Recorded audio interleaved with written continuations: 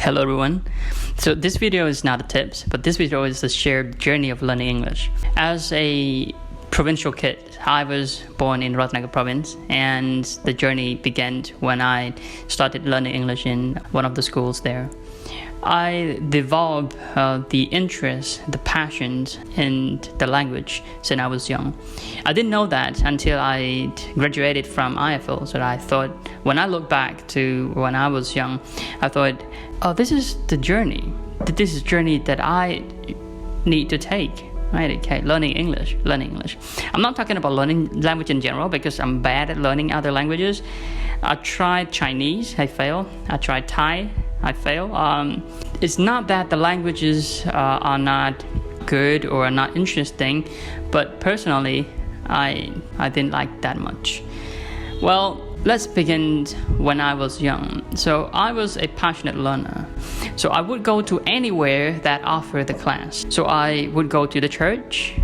I went to the pagoda. I went to anywhere if they announced that they opened the class, the English class. So I would go there and enjoy the time, maybe 2 or 3 sessions in the school closed. That I would wait for another school to reopen or to open so that I would go there again. It was a rural area, 1999. There were a few schools, and some of the schools are still there now, but some are already gone. I still remember the time when I went to schools and I had to walk back home as a kid, but I did not blame anyone for that.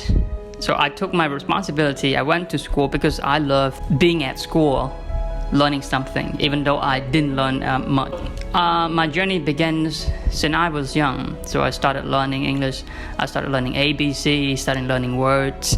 But I learned most of the grammar, most of the vocabulary, but I didn't use it. I couldn't speak.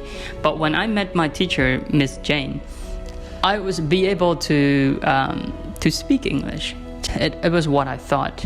I was able to speak English, or I was able to use my English as the day-to-day communication.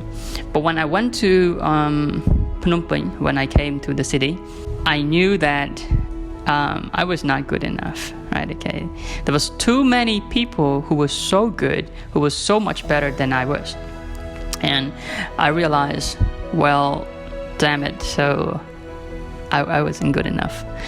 So I took another extra class at PUC, Panyasastra University of Cambodia, for the preparation so that I could take the entrance exams at IFL. And here I am as an English teacher. So if you ask me, how do I learn the English? I would say practicing. You wouldn't believe me if I told you that I would just get home after school. I would play the radio, BBC radio. Without listening to it, I would just play it, and then I did my stuff. Like I did my housework and everything. I just played the radio at the background. I always played the radio at the background, and then I kept doing that for years, for years. And I read a lot of newspapers, even though I couldn't understand all the words, all the vocabularies. I would speak to my friends in English. I would watch a lot of movies, especially movies with the British accent, like Harry Potter, Lord of the Rings, or the most famous Game of Thrones. I would say that most of my skills and most of my knowledge in the language itself goes to those activities that I've been doing throughout the years. And I learned from movies, from cartoon, from comics, from listening to radio more than I learned in school. I think that's the truth. Some of you guys might agree with me. That's what I say to my students most of the time. If they go to school and they don't practice, they won't learn the language. You cannot use it if you don't practice, right? That is just English, or I think it applies to all the language around the world.